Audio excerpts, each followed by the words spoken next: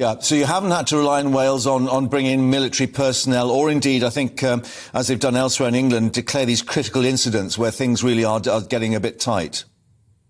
Well, we've certainly had a business continuity incident declared here for the last 2 days in Wales. That's because we've been exceptionally busy with activity both in our 111 and in our 999 service.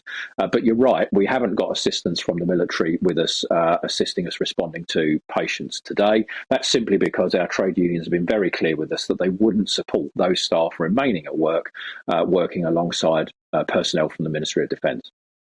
Now, I don't want to drag you into the politics, but I did wonder what you're getting as a response from people to this comment by the Health Secretary that the unions had made a conscious decision to inflict harm on patients. It does appear on the surface to be quite incendiary. Well, look, Mark, I'm not going to get drawn into the politics of this. As you say, the issue of pay is a matter for government, clearly. Yeah. What I would say is that our people are deeply conflicted.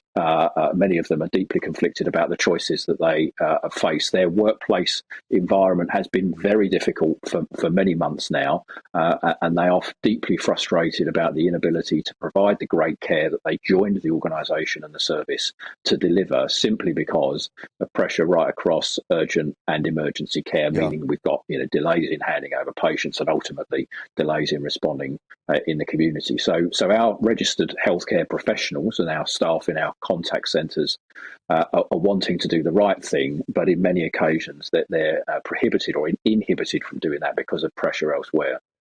So, it does appear it's not just about pay. It's the frustration they must feel at a professional level where they've got a queue to try and get people into A&E and therefore the knock-on in answering other emergency calls down the line. Absolutely right, Mark. So clearly the principal issue here is one of pay, and that's a matter for government. Yeah. But our people, when I talk to our staff, what they say to me is they are deeply frustrated. And of course, those frustrations they have about their inability to do the job that they joined for are impacting the choices and the decisions that they're making about whether to take strike action or not.